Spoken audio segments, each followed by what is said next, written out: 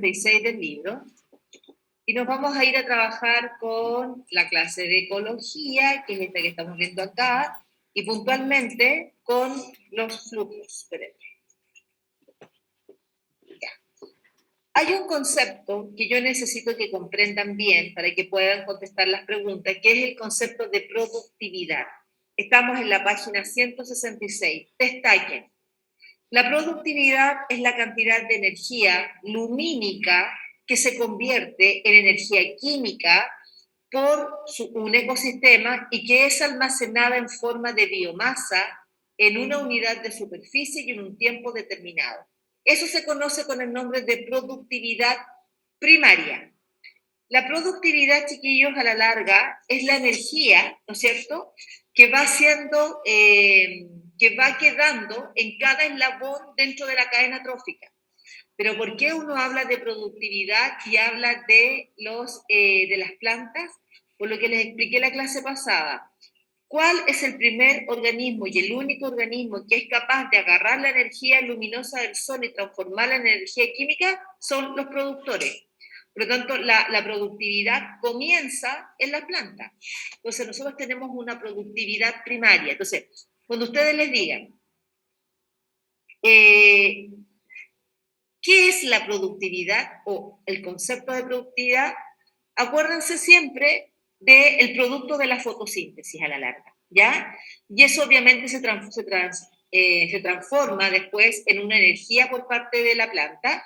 Recuerden que la planta come el producto de su fotosíntesis y de todo lo que logró capturar del sol, que lo conversamos en la clase pasada, solo quedaba disponible para el siguiente eslabón. ¿Qué porcentaje dijimos? 10%, porque obedecía a una ley que se llamaba la ley del 10%. ¿Se acuerdan? Ya. Entonces, yo tengo una productividad, busquen en el libro lo que estoy hablando, página 166 abajo, una productividad que se llama primaria bruta y otra productividad que se llama la primaria neta. Es lo mismo que les expliqué, pero aquí está con concepto. Cuando uno recibe un sueldo, hay un sueldo bruto y hay un sueldo, ¿cómo se llama el otro sueldo? ¿Han trabajado alguna vez con sueldo? ¿Qué sueldo es el que uno recibe? ¿El sueldo?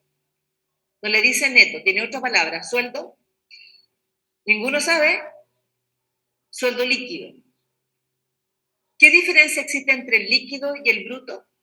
Es que el líquido es aquel sueldo que ya le han hecho todos los descuentos y te descontaron la ISAPRE, te descontaron la AFP, ¿me entienden? Eso es el sueldo líquido. Entonces, ¿qué relación existe entre la productividad bruta y la neta o líquida? Es que la bruta es todo lo que la planta logra capturar por concepto de fotosíntesis.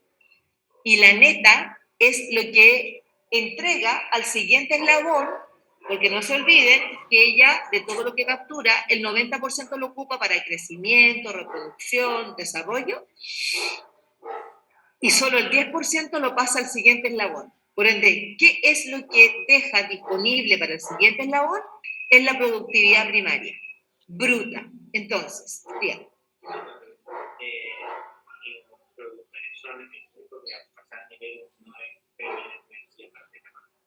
No, igual se pelea de energía en forma de calor. Todos los transformaciones, segunda ley de la termodinámica, todos los procesos que generan transformaciones energéticas, hay una cierta cantidad de energía que se pierde en forma de calor. Todos, ¿ya? Incluso los productores.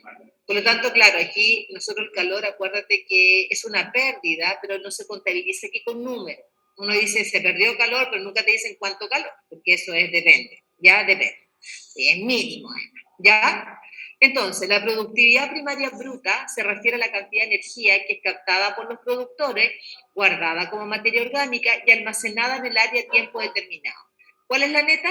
Es la cantidad total de energía captada por los productores, pero menos la energía utilizada en respiración, o sea, es la energía que se almacena en biomasa y puede ser aprovechada por otros niveles tróficos en un área y tiempo determinado. Por ende, la productividad primaria neta es igual, hay una fórmula ahí en el libro, a la bruta menos todo lo que significan sus gastos. Aquí le pusieron respiración celular, pero no es solamente respiración celular. Bueno, lo que pasa es que si tú lo piensas, La respiración celular es el proceso a través del cual tú produces energía. Y obviamente, para poder crecer, para poder reproducirte, para hacer todo eso, tú necesitas producir energía y gastar esa energía. Entonces, por eso que les pusieron respiración celular, pero en esa respiración celular, ¿qué involucra? Todo aquel proceso, ¿no es cierto?, que necesita producir y gastar energía, ¿ya? Así que ahí tendríamos la explicación. Hay una actividad en la página, no es este número, porque este es de la mención, 167, mírenla por favor, en la cual dice, se presenta una tabla con los datos de 3 ecosistemas con sus respectivos valores correspondientes a la productividad primaria neta de cada uno de ellos, ¿ya? Y aquí tienen la productividad primaria neta de los 3 ecosistemas. De acuerdo a la tabla, ¿cuál de los 3 ecosistemas debería presentar la mayor riqueza de especies?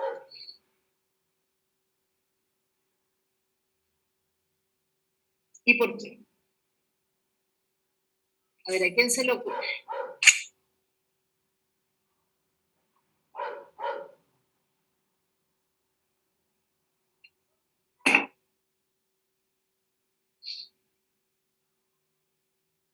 Chiquillo, en la casa. ¿A quién se le ocurre?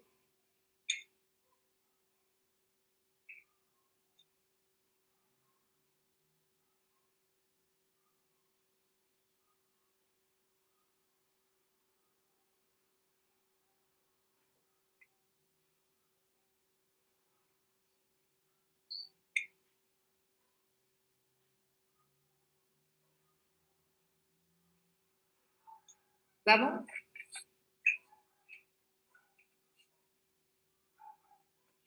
¿Quién quiere opinar? No me dejen hablando sola.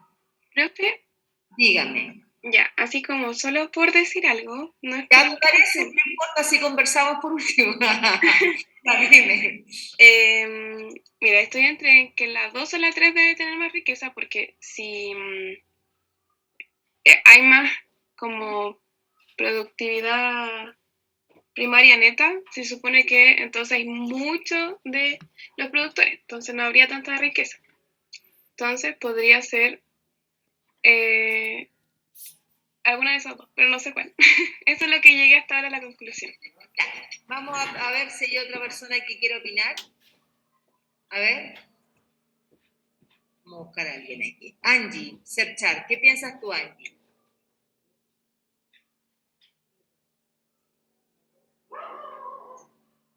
¿Está Angie o no? ¿No? Sí, profe, Alejandro, estoy aquí, aquí estoy. Angie, ¿qué me dice usted al respecto? ¿Le ves relación o le ves, te cuesta? Cuéntame un poquito.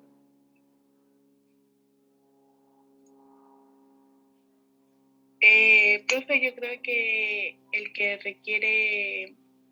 que presenta mayor riqueza de especie es el 12, porque como explicó mi compañera, yo creo que tiene más riqueza ese que los otros porque como tiene menos productividad neta, primaria neta, entonces yo creo que es el que tiene más riqueza. Ya. ¿Tú, Milenko, qué opinas? Es que por la definición de la directamente cualquier bioma no especifica exactamente lo que usted dice, ¿Y? más en cantidad. Si lo pusieras, lo que más tiene es que como en un, quiero hablar de biomas, ¿Pero entienden el por qué? No lo entienden el por qué. Yo sé que les cuesta un poquito. Se los voy a explicar, ¿ah? Así que escuchen, por favor, y explíquense. Miren, esto es así. Cuando nosotros hablamos de productividad, dijimos que es cuánto las plantas van a poder, ¿no es cierto?, fotosintetizar a la larga. ¿Y cuánto de eso queda disponible para pasar al siguiente eslabón? Miren, mientras mayor sea la productividad primaria de una planta, para que lo entiendan, de una población de plantas, más energía queda disponible para poder pasarla por los distintos niveles tróficos. Es decir, si ustedes me preguntan quién determina cuántos niveles tróficos hay en una cadena trófica, ese siempre va a ser el productor. Porque mientras más energía captura el productor, más energía queda disponible para ir pasando. ¿Se acuerdan? Por la ley del 10%. Si yo tengo más productividad, tengo más energía. Si tengo más energía, mírenme, tengo más eslabones. Si tengo más eslabones, tengo mayor riqueza de especies, porque cada eslabón es una especie distinta. No sé si se entendió. ¿Sí? ¿Se entendió en la casa? Sí, profe, sí se entendió. Entonces, ¿cuál sería la respuesta correcta? ¿Cuál de los tres ecosistemas debería presentar la mayor riqueza de especies? El 1, porque es el que tiene mayor productividad. Y repito, mientras más productividad tú tengas, oye, hay productividad primaria, que es solamente de fotosíntesis, pero también hay productividad secundaria. Cuando hablamos de productividad secundaria, pueden mirar esto, porfa, miren aquí. Energía 100% solar llegó al planeta, las plantas lograron capturar entre el 1 al 2% productividad primaria bruta. De esa productividad primaria bruta se logra, ¿no es cierto?, transportar, transferir como neta, ustedes saben, un cierto porcentaje. Esto es los productores. Pero ¿cuánto le llega a miren, al herbívoro que se comió al productor? Ustedes saben, el 10%, ¿no es cierto?, de lo que dejó el anterior. No, olvídense esos números. Es el 10% del que dejó el anterior. Por ende, desde aquí en adelante, miren lo que uno ocupa. Productividad secundaria, secundaria, secundaria, secundaria. Por ende, las productividades parten con la primaria, que es el producto de la fotosíntesis, y mírenme ahora, que ahora vamos a ir pasando por los otros eslabones, pero bajo otro nombre, que se llama productividad secundaria, ¿ya? Entonces, cuando a mí me pregunten, mientras mayor es la productividad primaria, ¿qué consecuencia tiene eso? Que tengo más energía para pasar por los eslabones superiores. ¿Y eso en qué se traduce? En que tengo mayor cantidad de especies. Cada eslabón es una especie. ¿Se entendió? ¿Cierto? Sí, perfecto. Sigamos entonces, chiquillos. Nos vamos ahora a la página número 168. Esto es bien rápido y fácil. 168. Estos números que yo tengo aquí son de mención, chiquillos, ya, por eso que no pesquen esos números, yo se los dicto. 168. Y nos vamos a ir a trabajar lo que es una pirámide. ¿Qué es una pirámide en ecología? Es una representación de gráfica que puede ser de la transferencia de energía, de números, de biomasa, dentro de una cadena trófica. ¿Ya? Es muy fácil. Te preguntan harto, pero preguntan principalmente las excepciones que tienen estas pirámides. Así que, por favor, harto ojo cuando les diga esto hay que estudiarse. ¿Ya? Miren, dentro de las pirámides tróficas vamos a partir primero con la pirámide de energía, que ustedes ya la hemos visto hartas veces, ya yo creo que 3 veces la hemos mostrado.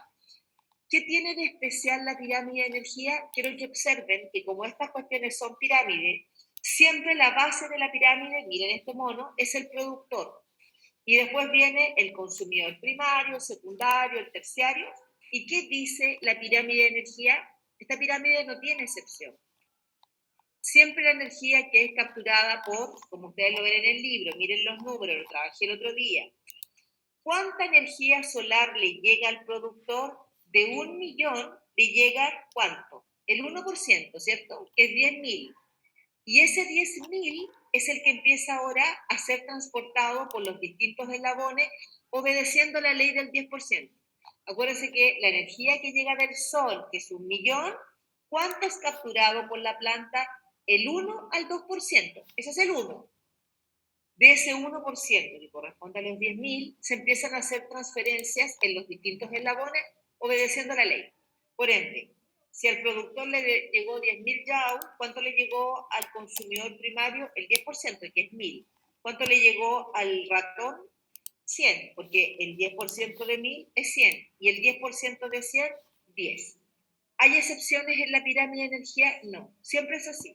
Siempre el eslabón que está más arriba recibe menos energía que el eslabón que está más abajo. Nada más que decir al respecto, porque ya todo lo conversamos.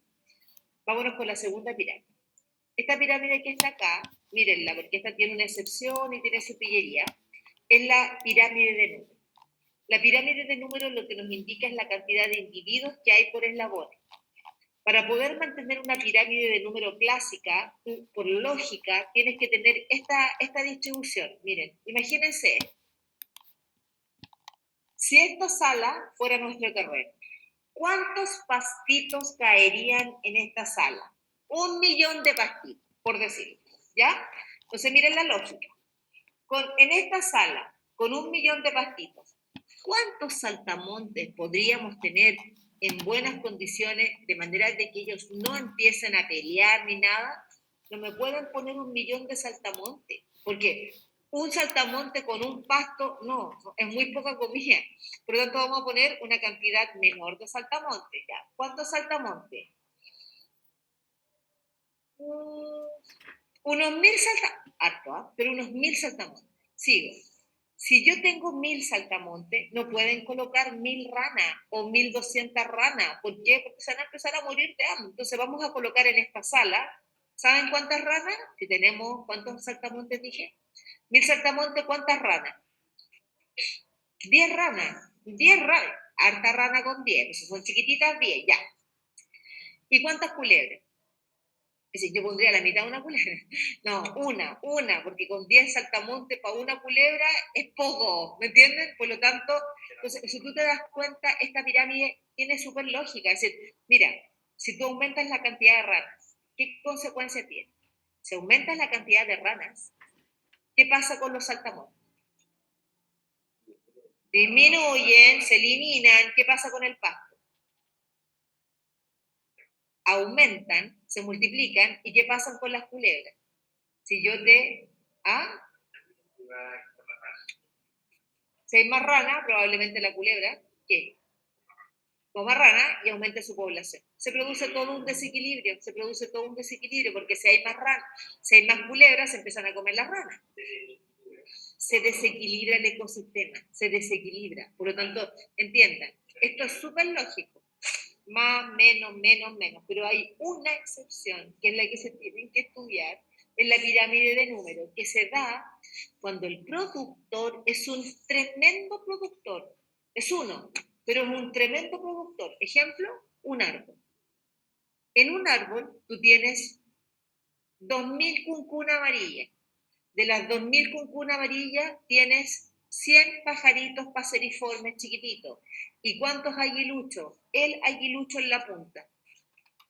¿Pero por qué es distinta a la anterior? Porque el número de individuos de los productores, miren por favor, es 1. Y esa es la excepción. Entonces la van a dejar marcada en el libro, por favor, váyanse a la página 169. Arriba a la derecha dice, por ejemplo, para un ecosistema de una pradera de gramíneas, plantas pequeñas que se requieren en gran cantidad para mantener a los consumidores primarios, se describe la pirámide A. La pirámide B, márquenla, porque esta es la que se les puede olvidar. Describe otro tipo de pirámide de número de organismos donde los productores primarios son grandes. Por ejemplo, un árbol. Productor que puede mantener a muchos consumidores primarios, por eso su forma es invertida. Entonces, ¿en qué circunstancia la pirámide de número puede ser invertida? Es cuando tengo un productor muy grande, chiquillo. En la pirámide de energía no hay ninguna excepción, siempre es exactamente la misma dinámica. Aquí tenemos esa excepción. Nos vamos ahora con la pirámide de biomasa. Vamos, den vuelta a la página, esto es rápido, ¿eh? Pero tiene sus pillerías. La preguntan con las pillerías, así que vamos. Esta es la que más les gusta preguntar en la prueba. Se llama pirámide de biomasa. Primero, ¿qué es la biomasa? ¿Saben lo que es la biomasa? Es la cantidad de materia orgánica que tiene un organismo por área y superficie, calculado en su peso seco. Más o menos lo entiendo. Milenko, ¿cuánto pesa? 68 kilos. Si yo quiero calcular tu biomasa, ¿sabes cómo lo hago? Así, en teoría, porque esto te termino matando. Te agarro, te deshidrato. ¿Sí se hace? Porque es un peso seco. Peso seco. Quiero ver cuánta materia orgánica tienes en tu cuerpo y el agua es inorgánica. Entonces no me sirve el agua. Entonces te tomo, te deshidrato y veo de tu masa cuánto abarca en un espacio. Y ahí yo te digo, tú tenés, no sé, por decirte, 50 gramos, no sé, por decir ya, 50 kilogramos por metro cuadrado. Eso no se hace así matando a los individuos, porque uno tiene tablas. Y uno sabe, como les expliqué a principio de año, que dependiendo si eres hombre o mujer, dependiendo tu edad, es la cantidad de agua que tú tienes. ¿Se acuerdan que lo conversamos? Claro, nosotros tenemos un gran porcentaje de agua, pero entre el hombre y la mujer, ¿quién tenía más agua? El hombre, porque tenía más células musculares. Por lo tanto, claramente yo ahí puedo establecer cuánto de tu cuerpo es materia orgánica y cuánto espacio ocupa, y esa es tu biomasa. Ya, atención. Quiero que miren la primera pirámide que aparece de biomasa en el libro de ustedes, que es la clásica. ¿Dónde hay mayor biomasa? Producto de este proceso fotosintético que yo transformo la energía en materia orgánica, es en el producto.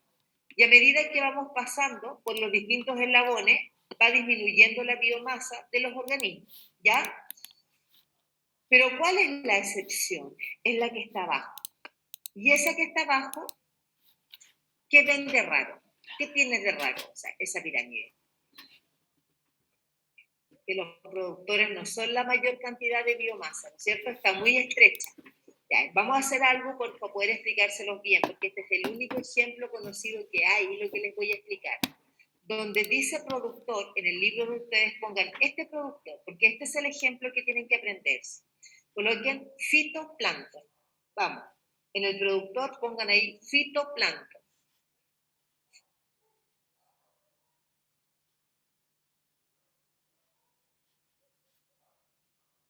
En el consumidor primario, que es el que se come el fitoplancton, coloquen zooplancton.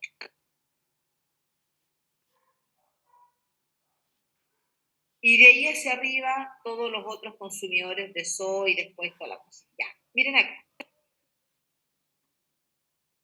Por lógica, no nos sirve, porque se las voy a explicar por lógica. Miren, ¿quién se come a quién aquí? ¿El zoo se come al fito o el fito se come al zoo? Por lógica, vamos. ¿Sabe lo que es zoo, no? Zoo es animal y fito es planta. Por lo tanto, claramente el zoo se tiene que comer al fito, ¿cierto? Ya. Pero síganme la historia. Si al zoo se le ocurre comerse al fito, ¿qué va a pasar con el fito? Así como lo veo yo aquí en este panorama, el fito se va a acabar. Y si usted se acaba el fitoplancton, ¿qué le va a pasar mañana al zooplancton? El zooplancton se muere de hambre. Así que la cuestión no funciona así. Escúchenme la explicación. Esta foto que ustedes ven aquí es una foto instantánea que se saca cuando el zooplancton había terminado recién de cenar. Y como él es un muy buen depredador, nunca se come a toda la población de presa, porque él sabe que si se come a toda la presa, mañana se muere de hambre. Entonces hicieron esto, mírenme, el zoo terminó recién de almorzar y le sacaron una foto.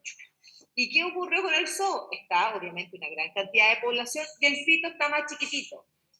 Entonces, ¿cómo se explica que esta interacción pueda coexistir? Es así, esta es la parte interesante de esta pirámide. Para lograr que esta cuestión se mantenga, ¿qué tiene que hacer el fitoplancton mientras el zooplancton está asociado? ¿Qué tiene que hacer el de abajo rápidamente? Vamos, reproducirse rápidamente de forma exponencial. Y hacer esto.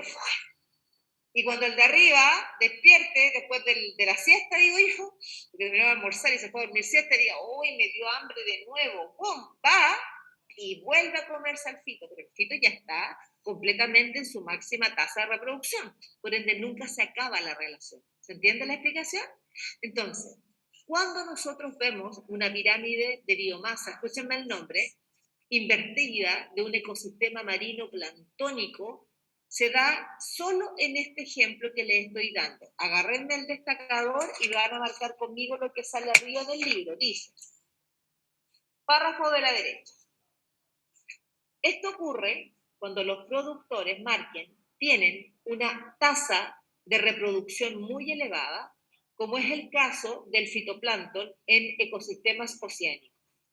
La masa de fitoplancton observable en cada momento puede ser menor que la masa de zooplancton que se alimenta de ello.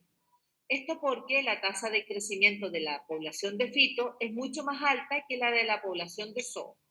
Por ello, una pequeña biomasa de fitoplancton puede suministrar alimento a una biomasa mayor de zooplancton. Conclusión. ¿Cuándo vamos a encontrar esta pirámide invertida?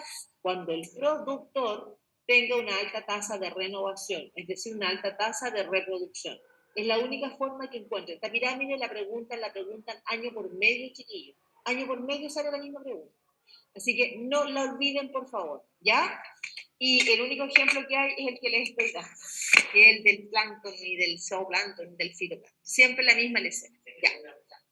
¿Ah?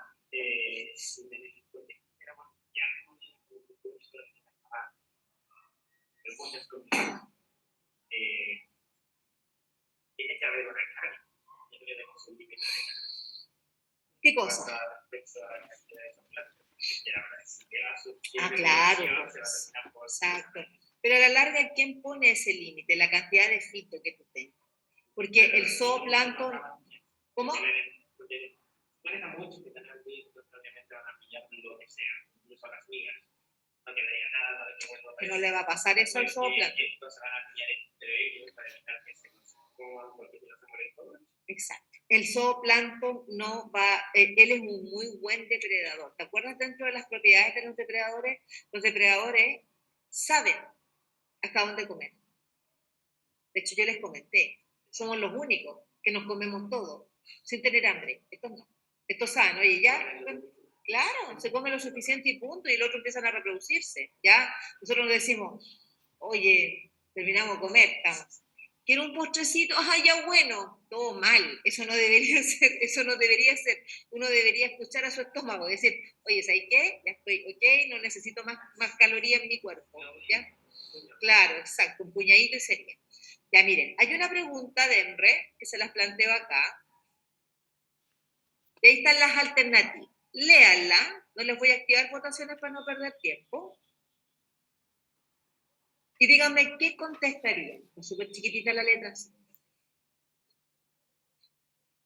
No, no está en el libro. No está en el libro esa pregunta.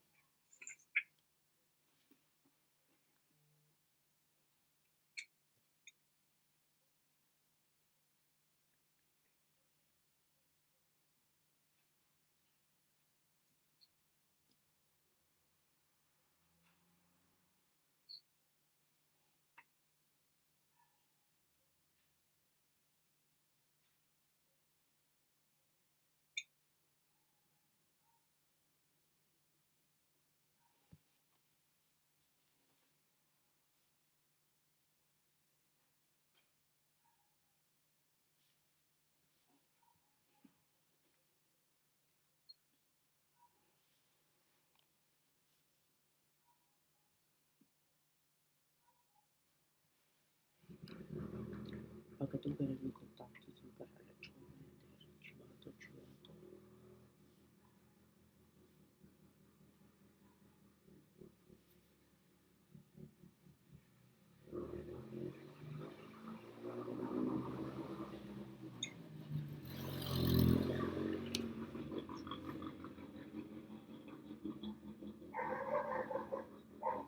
¿Qué contestarían?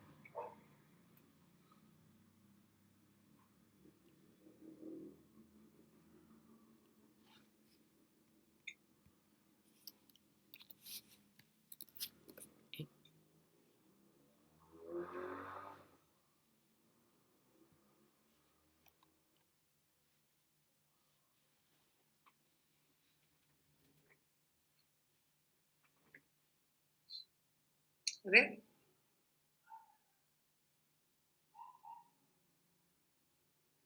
En la casa, a ver, díganme, ¿qué contestarían? Edis Iván. Michelle, ¿cuál Yo fue? también digo la E. Sí, igual digo la... ¿La E? La A, profe. La A. No, la E. La E.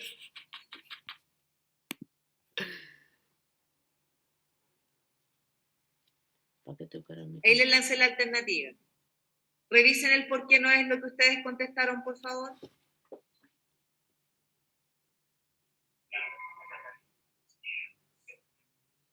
A ver, los saltamontes poseen mayor biomasa que los zorros. ¿Cómo yo llego a esa inferencia? Porque no lo dice el número equipo. Porque tú sabes que, claro, que si los saltamontes y los zorros, mira dónde está el saltamonte y mira dónde está el zorro. Mientras más abajo está, la biomasa es mayor, así que el saltamonte tiene mayor biomasa que el zorro, es correcto. Hay un mayor número de ranas que culebras. Miren, ranas que culebras. Si está más abajo, obviamente mayor cantidad que el eslabón de más arriba. Y hay las mariposas y los saltamontes son herbívoros o consumidores de primer orden. Los saltamontes y las mariposas son herbívoros, es decir, si están comiendo plantas, esto no es una inferencia. Ustedes lo están viendo aquí, no están infiriendo nada. ¿Se entiende por qué no es? La inferencia es algo que usted no ve acá. Todo, miren, el 1 y el 2, usted tiene que tener un conocimiento previo para poder contestarlo. Esto de tener mayor número o menor número, porque los números no los ves. Pero cuando dice que las mariposas y los saltamontes son herbívoros consumidores de primer orden, ¿qué significa que un organismo sea herbívoro? Ustedes lo saben, come planta. Por lo tanto, claramente yo veo que come planta. Por eso que no podía hacer la 3, porque eso es una observación, no es una inferencia del gráfico. Ya, bueno, así son las lindas preguntas de la prueba. Ya, el concepto de inferir, chiquillo. Recuerden que cuando yo infiero algo, es algo que no lo puedo sacar de aquí. Y esto sí lo puedo sacar de aquí, que estos son herbívoros. Es como si yo les dijera, las ranas son consumidores de segundo orden. Sí, porque mira, primer orden, segundo orden, se ve en el gráfico y eso no sería una inferencia. Nos vamos ahora a un capítulo, antes de terminar con esto, que se van a la página 171, por favor, y nos vamos a ir a trabajar los conceptos de bioacumulación y magnificación biológica. ¿Y a qué nos referimos con esto? Aquí atención, que esta cuestión también les encanta preguntar de esto. Atención. Tienen que aprenderse de partida qué significan estos tres conceptos y después se los voy a integrar. Atención. ¿Qué significa que una molécula presente persistencia? Es una molécula que se degrada con dificultad en el medio ambiente, es decir, persiste, se mantiene. Por ende, no sé, por decirles algo, el mercurio, el plomo, el cromo, todas esas moléculas, una vez que son, ¿no es cierto?, liberadas, las moléculas se mantienen. Imagínense los isótopos radioactivos, yo creo que eso es lejos lo que tiene mayor persistencia, ¿ya? Segundo, bioacumulación, miren la palabra. Bio es vida, ser vivo, acumula en el cuerpo vivo. La bioacumulación es la acumulación de una toxina en un organismo. Eso es una bioacumulación. Y la tercera palabra que es importante que manejen es magnificación. ¿Saben lo que es algo que se magnifica? Es algo que va creciendo. Magnificación biológica va creciendo a nivel de organismo vivo. ¿Y cómo lo entendemos? Es el incremento en la concentración a medida que la toxina pasa por niveles sucesivos de la red alimentaria y se conoce como magnificación. Está asociado principalmente a tóxicos que se van acumulando en las cadenas tróficas, ¿ya?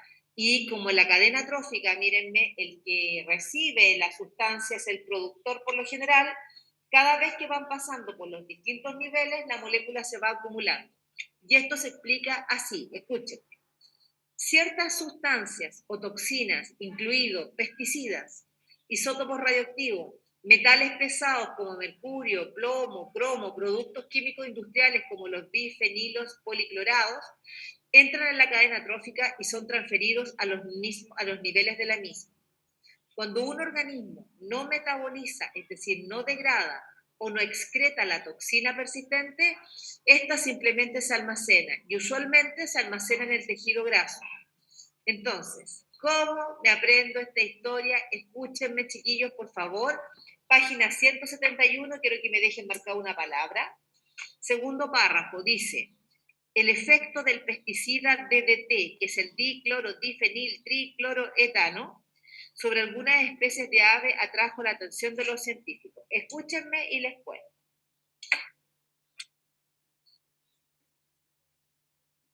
Esto tengo que contárselos como una historia para que lo puedan entender bien. Miren, esto es así. Segunda Guerra Mundial. 1945 terminó la Segunda Guerra Mundial. El DDT, esta molécula que es un pesticida, se utilizaba no para los predios agrícolas. ¿Sabes para qué se utilizaba?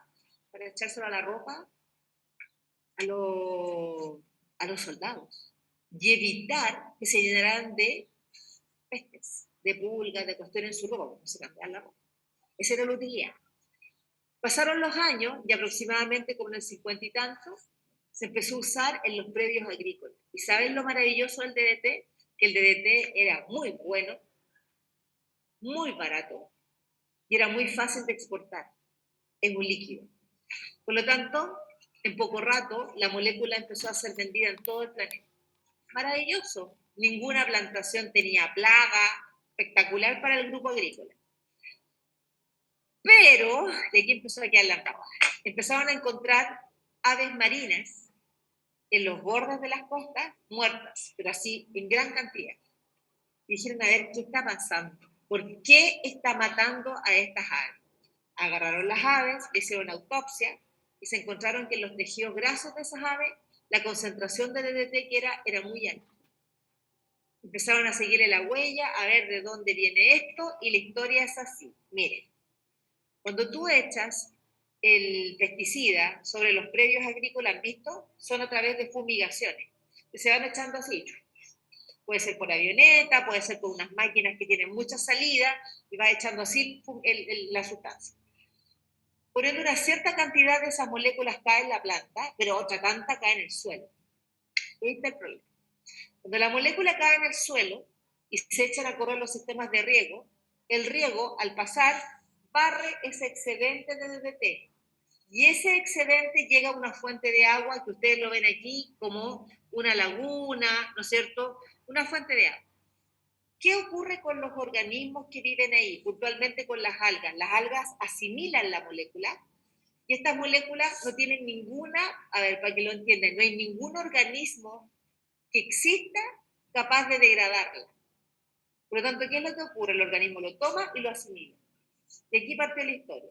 ¿Cuánto le llegó a esa alga? Súper poquito, mira, 0,04 porciones por millón, nada, nada.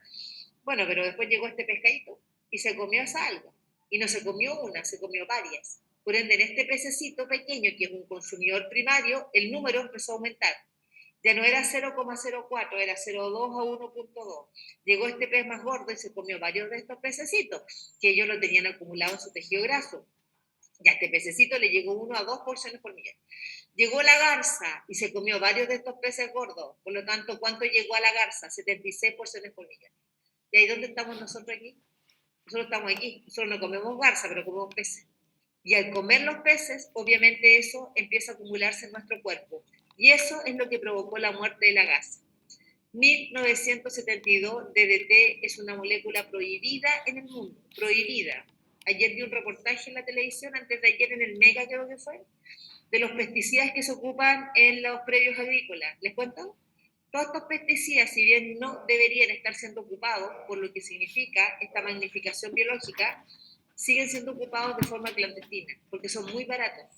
Y por lo tanto nosotros nos estamos comiendo una fruta, por ejemplo esta manzana que yo tengo aquí, que uno dice, oh, qué sanita manzana, llena de pesticidas, y no uno, 10.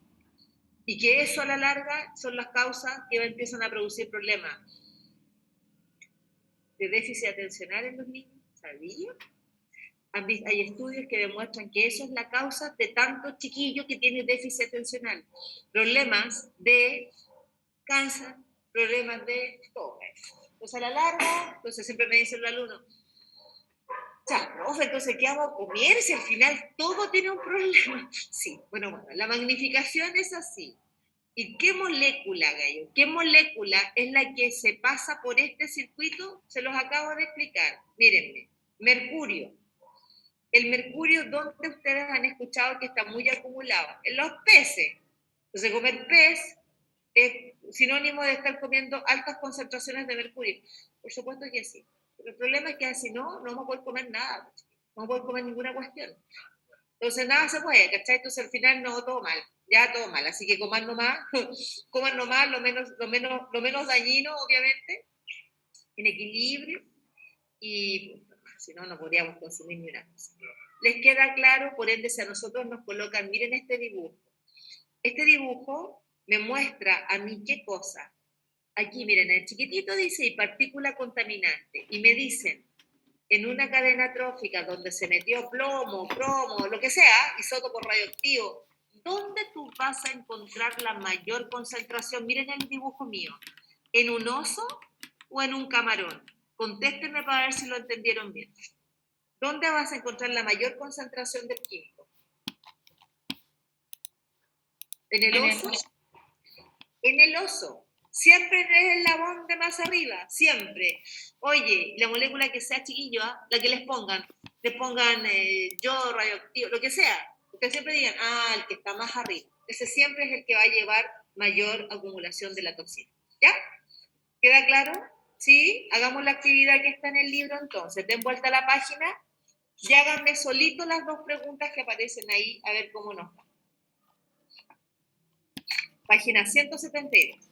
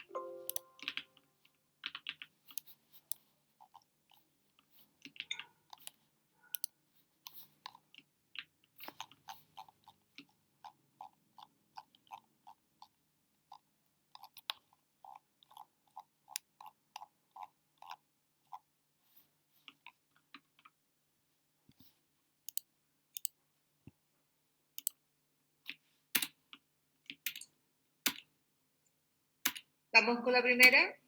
¿Cuál de las siguientes pirámides de números es la que mejor representa a que un rosal es capaz de alimentar a miles de pulgones, los cuales a su vez pueden ser consumidos por unas pocas chinitas alternativas?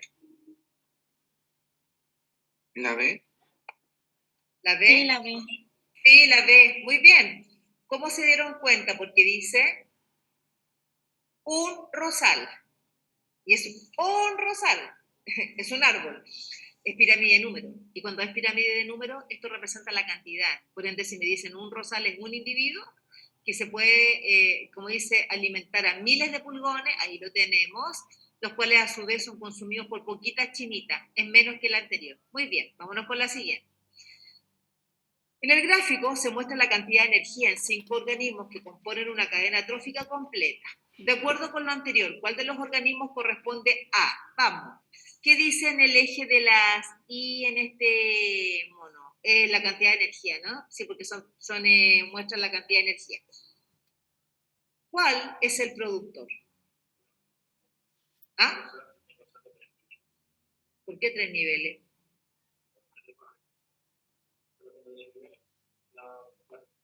¿Cómo? Aquí tengo 5 niveles. ¿Qué cosa? 3 preguntas, ¿no? Pero no importan las preguntas, ya, aquí. Vamos. ¿Cuál de los siguientes organismos corresponde al productor? ¿El 1? ¿Qué opinan los demás?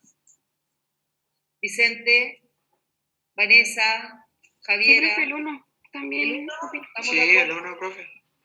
El 1, porque el que tiene más energía, ¿no es cierto? Consumidor primario. Vamos, ¿quién viene después del...? ¿El 3? El 3. 3, consumidor secundario. Vamos. ¿El 2? ¿Qué opinas? ¿El 2? El ¿Sí? El 2. Hasta ahí llegaron ustedes. Si les digo consumidor cuaternario, ¿El 5? el 5. Ya, miren la pregunta ahora. Si una molécula tóxica entra en la cadena trófica, díganme en qué número de estos organismos usted va a encontrar la mayor concentración de la toxina. ¿En el 5? En el 5. ¿Y la menor concentración? ¿En el 1?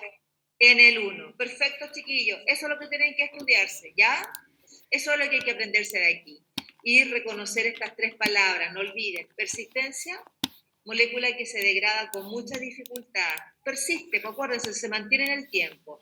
Bioacumulación, aquella acumulación de la toxina en el organismo. Magnificación biológica es cómo se va incrementando la concentración de la toxina a medida que van pasando por los distintos niveles tróficos. Ya, nos vamos de acá y nos vamos ahora a revisar los ciclos biogeoquímicos. Partamos.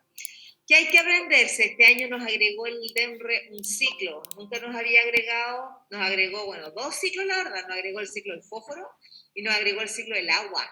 Eso no estaba metido en la prueba, pero bueno, son súper fáciles, chiquillos. El único complicado es el ciclo del nitrógeno. Así que yo voy a partir con el primer ciclo. Váyanse a la página 174. Voy a partir con el ciclo del carbón. ¿Ya? Yo les voy a comentar que el ciclo del carbono tiene un, a ver, ¿cómo les explico? Una forma natural que ha existido desde el origen de la Tierra, porque no se olviden que el CO2 es un gas que estaba en la atmósfera primitiva. Cuando uno les habla de atmósfera primitiva, es la primera atmósfera antes que empezara la vida en la Tierra, ¿ya? Y el dióxido de carbono ya era un gas. Entonces aquí viene la pregunta, profe, entonces, ¿de dónde sale el CO2 de forma natural? En el libro no sale, pero aquí sale, miren, desde los volcanes. Los volcanes, al hacer erupción, son la fuente que mantiene al ciclo del carbono. Entonces, cuando uno dice, pucha, pero ¿por qué los volcanes tienen que hacer esto? Ese es uno de los objetivos. Mantener el ciclo del carbono. Claro que si estamos metidos en una ciudad contaminada con volcán y el volcán se le ocurre hacer erupción, obviamente los niveles de CO2 se nos disparan y obviamente eso no es bueno. ¿Lo entienden? Porque es uno de los principales gases de efecto invernadero. Por lo tanto, no es muy recomendable. Ahora, el ciclo, ¿por qué es tan sencillo? Porque miren esto. ¿Quiénes son los principales productores de CO2? Mira, de forma natural, quienes producen CO2 son todos aquellos organismos que respiramos. Porque nosotros cuando respiramos y botamos aire, botamos CO2. Por ende, miren aquí. Los productores respiran, las plantas. No se olviden que las plantas liberan CO2. Los consumidores respiran. Los descomponedores respiran. Por ende, las principales fuentes de CO2 son la respiración. Ya, ¿y dónde está el problema entonces? El problema está aquí, en este punto. Este punto nos muestra que la combustión de petróleo, de carbón, de gas, es lo que produce mayor cantidad de dióxido de carbono, ¿no es cierto?, emanado de forma, claramente la combustión no es de forma tan natural, ¿ya? Nosotros estamos casi todas las tecnologías que se ocupan a nivel industrial es con estas tecnologías obsoletas. Ocupar carbón, está pasado de moda. Es decir, si tú ocupas carbón para hacer combustión, la cantidad de dióxido de carbono que estás ocupando, que estás liberando es pero enorme para pasarte una tremenda multa. Pero les digo, en nuestro país se sigue ocupando eso. Y hay muchos países que siguen ocupando tecnologías obsoletas en la producción, ¿no es cierto?, de energía. Ese es el problema. Es muy económico. Entonces, claro, dicen, mira, gasto 2 y gano 10.000. Pues, ¿me entienden? Obviamente es lo mejor. Desde el punto de vista económico, desde el punto de vista medioambiental tenemos la embarrada. Ya. Tenemos un problema por acá, que es mucho la cantidad de CO2 que se emana por concepto de combustión. Pero, y esto es lo interesante, ¿cómo saco al CO2 de la atmósfera? Hay 2 formas. Una, que no es es importante, pero no es la más conocida, que es a través de un ciclo que ocurre en el agua, donde el CO2 se fija en principalmente rocas carbonatadas, en arrecifes de coral, y ahí queda metido este CO2, que es una opción, que nunca la hablan en ningún libro. Y por otro lado está esta, que es la que a ustedes les debería importar, que es la fotosíntesis. ¿Cómo saco el CO2 de la atmósfera que está pero en gran cantidad? Gracias a la fotosíntesis. Acuérdense que la rubisco, que es la enzima que agarra el CO2 y la mete al ciclo de Calvin, es la principal enzima que existe en la naturaleza y eso es lo que va a permitir que el CO2 se elimine. Entonces, ¿dónde están los 2 puntos de inflexión de esta gráfica? ¿Dónde están los 2 problemas? Un problema es que hay mucha combustión y por otro lado es que la tala del productor, la tala del bosque del Amazonas. Ustedes saben que el Amazonas, por ejemplo en Brasil, está siendo completamente amenazado por un factor netamente económico. Se están comiendo todos los bosques, ¿para qué? Bueno, aparte de ocupar la madera, para ocupar el terreno, ¿cierto? Y para hacer plantaciones. pero no de bosque, que es lo que nosotros tenemos como pulmón. Es para construir casas, para, ¿me entienden? Es para hacer todo eso. Entonces la pregunta que uno hace es, ¿cómo yo resuelvo esto? Bueno, de partida no podemos dejar de respirar, así que por ahí no va el tema. Es, obviamente, sobre volver a plantar, se llama reforestación, y por otro lado, bajar la emisión de CO2. Y para bajar la emisión de CO2, ustedes lo pueden hacer, lo vamos a revisar ahí. Hay muchas formas de bajar la emisión de CO2, porque nosotros cada uno tenemos una huella de CO2, y es desde cómo ustedes calefaccionan su hogar, cómo se mueven, qué comen, qué no comen, todo eso tiene una huella, y ustedes cada uno van dejando su huellita, ahí, ya, yo gasto tanto, libero tanto de CO2, y eso es lo que obviamente tenemos que ir viendo cómo bajar. Eso es, el ciclo de CO2, en el libro aparece, miren, es bien fome el ciclo que les colocaron en el libro, pues hay un venado, hay una planta, y ahí vemos, ¿no es cierto?, cómo se mueve por respiración y fotosíntesis, nada más de las cosas que yo les comenté de combustión importante, de tala, etc. Ya, atención. Principales alteraciones del ciclo del carbono, esto no está en el libro, yo les mandé Power el fin de semana, la semana pasada, pero no me acuerdo si les mandé, déjenme verificar. Biología común, les mandé alguien me contestó que había visto mi correo. Les mandé los Power de ecología. Alguien que me conteste, porfa. Ecología, población. ¿Sí? ¿Michelle? ¿Qué me habló Angie? Sí, profe, que lo vi. ¿Pero me puedes decir cuáles? Volume maximum. Ecología de poblaciones, ecología de comunidades y flujo de energía y materia en los ecosistemas. Ah, les mandé todo esto. Entonces tenemos poblaciones, comunidad y energía. Este Power lo tienen, así que de ahí lo van a revisar, por favor, para que no se vuelvan locos copiando. ¿Ya? Atención. Dice, principales alteraciones en el ciclo del carbono, lo que conversamos recién. A partir de la revolución industrial se incrementa el uso de combustibles fósiles como carbón, petróleo y gas natural, lo que a su vez libera gran cantidad de CO2 que no puede ser incorporado del todo por los organismos productores. Principales consecuencias de esta alteración en el ciclo del carbono. Acidificación del océano. El océano absorbe la mayor parte del exceso de CO2, es que cuando está disuelto se convierte en un ácido, que se llama el ácido carbónico, que vuelve ácidas las aguas oceánicas superficiales. Ya, profe, ¿y qué ocurre si las aguas se acidifican? Los organismos que viven en esas aguas, que no están adaptados, se mueren. Esa es la consecuencia de que se les acidifique el océano.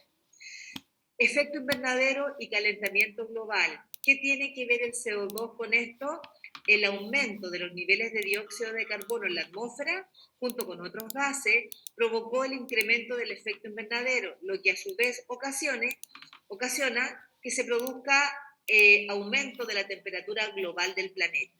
Entonces, ¿qué importancia tiene el ciclo del carbono? Que sus principales alteraciones ya entendemos cuáles son y son las consecuencias: efecto invernadero, calentamiento global y acidificación de océanos. Nos vamos ahora al siguiente ciclo, y aquí es donde tienen que tomar atención, chiquillos. Es largo este ciclo, así que agarren su libro, porque si yo les hablo, ustedes no van a procesar nada. Entonces necesito que en el libro vayan copiando lo que les voy a decir. ¿Ya? Partamos. Miren. Vamos a comenzar entendiendo, escúchenme, que el principal gas que hay a nivel atmosférico es el nitrógeno, ¿ya? ¿Cuánto de la atmósfera que respiramos es nitrógeno? Tengo entendido que el 78% de lo que yo inhalo es nitrógeno. Por lo tanto, entenderán que si yo inhalo, mírenme, 78% del aire que ingresé es nitrógeno, y miren ahora, yo exhalo el 78%, ¿sabían?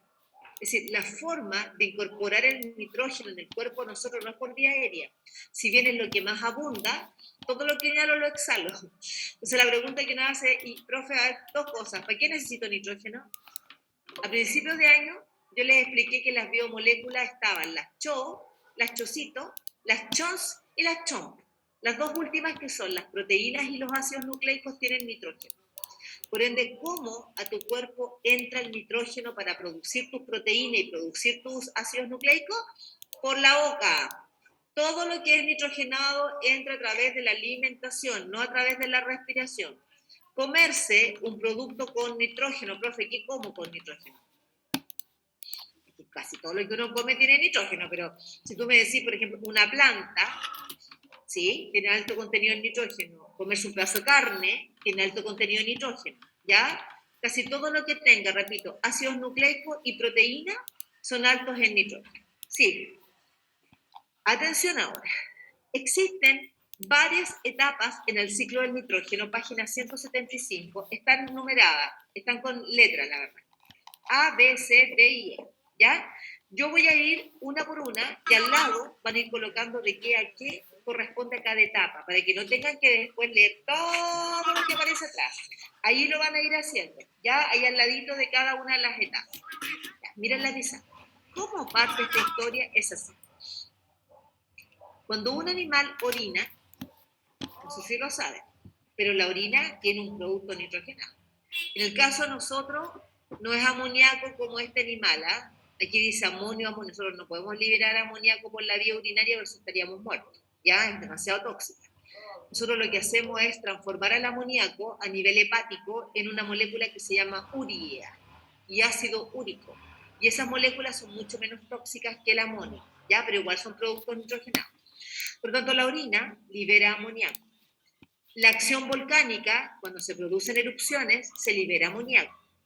Y todas las plantas y tejidos animales que caen al suelo, escúchenme, y que no fueron digeridos por ningún animal, esas plantas y animales van a empezar un proceso de transformación de sus tejidos a través de bacterias.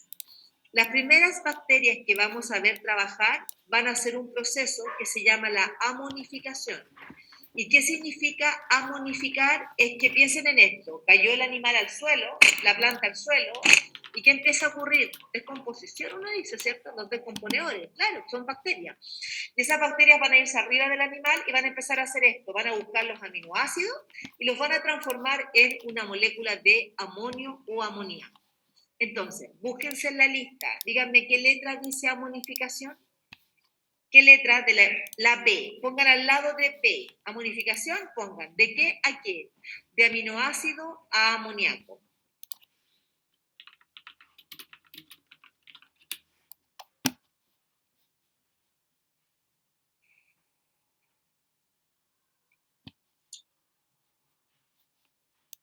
El amoníaco, van a colocarle la fórmula, porque lo han preguntado con fórmula estos chiquillos, es NH4+, ¿ya? Entonces tengo ion amonio o amoníaco, NH4+. Y al lado del proceso de amonificación, pónganle una B larga. ¿Por qué? Porque este proceso ocurre en presencia de bacterias, que se llaman bacterias amonificantes, ¿ya? Entonces, ¿qué es la amonificación? Es la transformación de los aminoácidos en amoníaco gracias a la acción de bacterias. El proceso se llama amonificación. Sí. Segunda etapa, búsquenme esta palabra, nitrificación. Sí, sí, ¿no es cierto? Ay, a ver. Alguien se le activó el... Ahí estamos. Ya. Nitrificación. La nitrificación es la transformación de... Anoten al lado de nitrificación, por favor, de amonio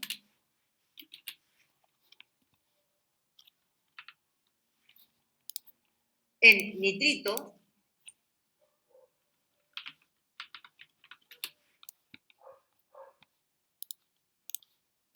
y de nitrito a nitrato. Todo eso es nitrificación.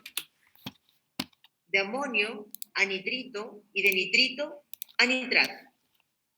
¿Pueden mirar, por favor, las fórmulas y anotarlas entre paréntesis? Nitrito es NO2 negativo. Nitrato, NO3 negativo. Ahí está. NO2 negativo, NO3. Profe, hay que aprenderse las fórmulas, saben que lo preguntan por fórmula. El proceso de nitrificación es de qué a qué, de NH4 a NO3, de NH2 a... ¿Me entienden? Hay que aprenderse. y es de amonio a nitrito y de nitrito a nitrato. Todo eso es nitrificación. ¿Y saben qué? Eso lo hacen bacterias. Así que pónganle al lado de nitrificación también una B, que también es un proceso que se realiza en presencia de bacterias. El componente más importante del ciclo del nitrógeno son las bacterias. Casi todo lo hacen bacterias. Sigo. Tercera etapa, desnitrificación. ¿Qué le trae la desnitrificación? La dedo.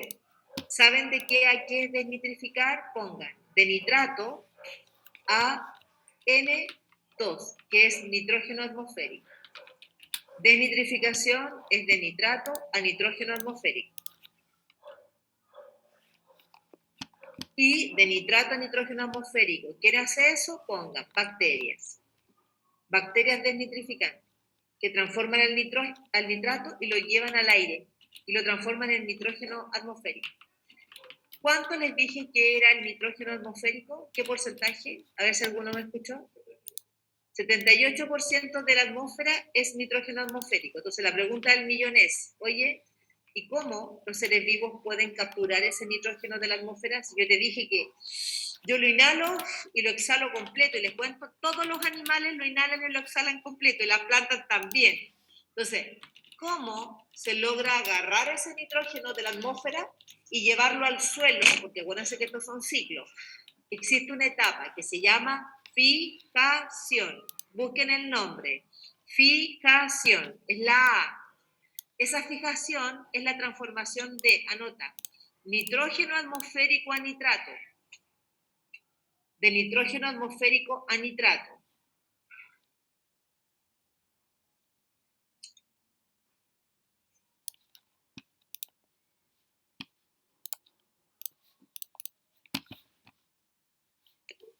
¿Nitrógeno y qué más, profe? Atmosférico, mira, N2 a nitrato, que es NO3.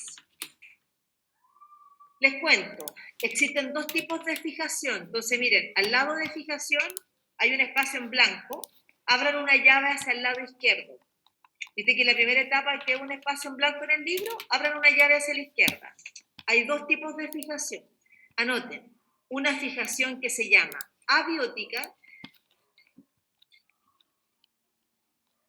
y una fijación que se llama biótica. Con B larga se escribe eso, porque tiene que ver con si hay o no hay vida involucrada en el proceso. ¿Ya? La primera fijación que les voy a explicar es la abiótica. ¿Saben lo que significa fijar? Agarro el nitrógeno del aire y lo llevo al suelo, en forma de una molécula inorgánica también, pero una molécula que está oxidada.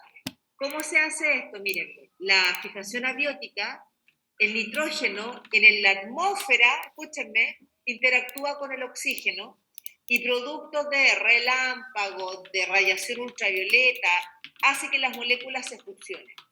Y eso hace que el nitrógeno caiga al suelo en forma de nitrato. Por eso que se llama abiótico, porque no hay seres vivos involucrados en esa fijación, ¿ya?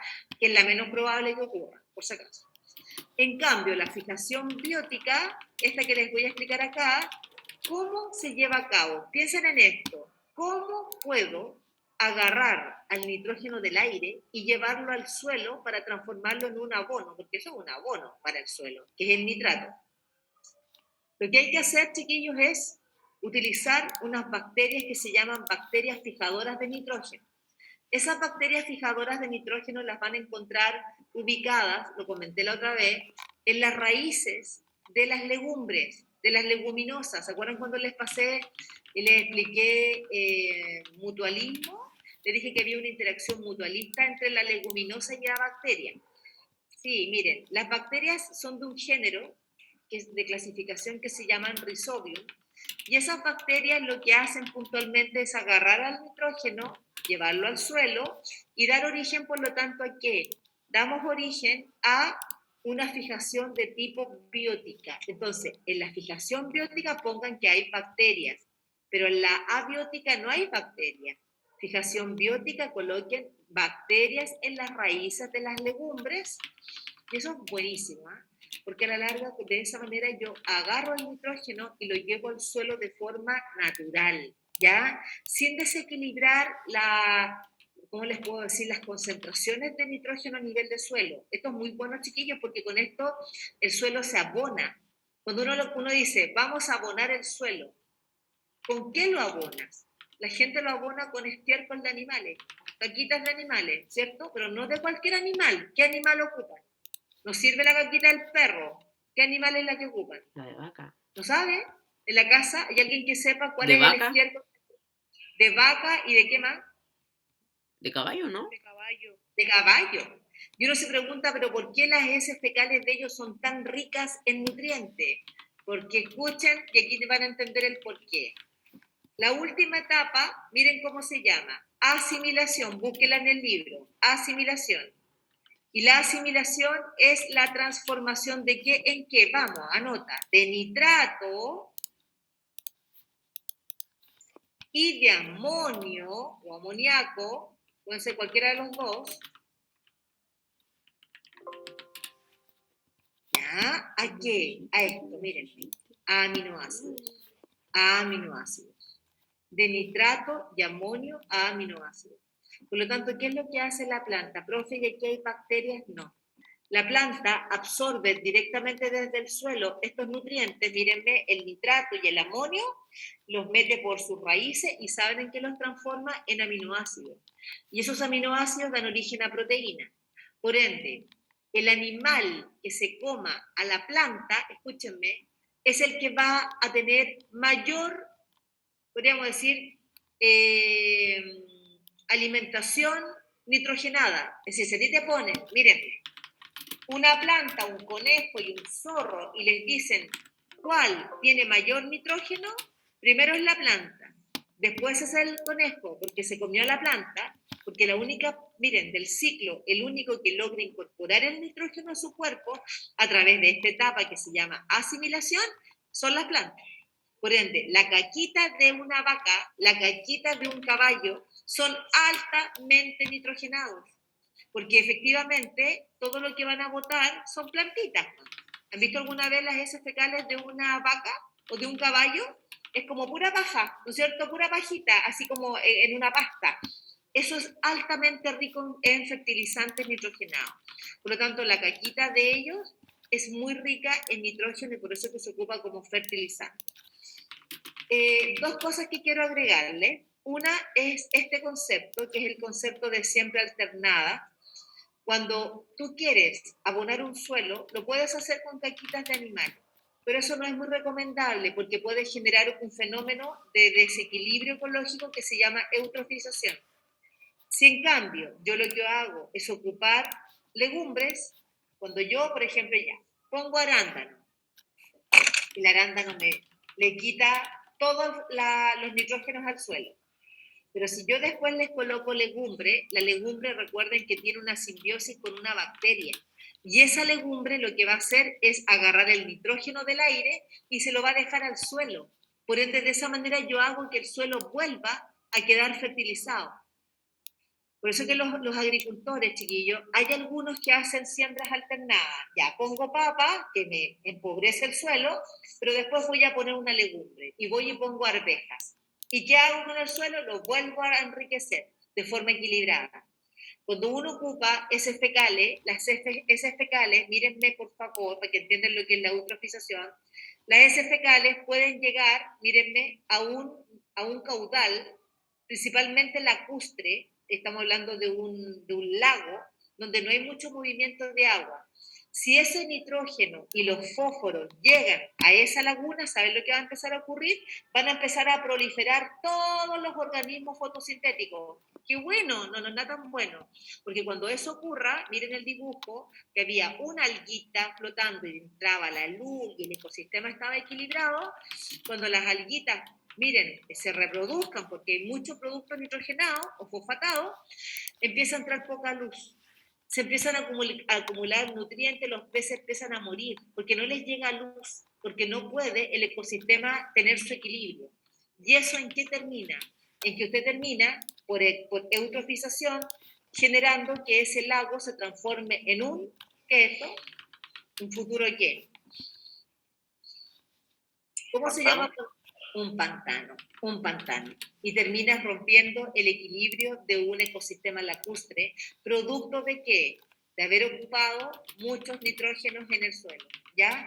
Por eso que siempre a la gente del sur se les tiene que enseñar, nunca dejen las heces fecales muy cerca de un lago. Y si va a llover, porque en el sur llueve mucho, pónganle tolvos para que no se les degrade la caquita, porque si las heces fecales se degradan, van a llegar al agua y va a empezar este fenómeno y se les va a morir el lago. Ese es el problema, ¿ya?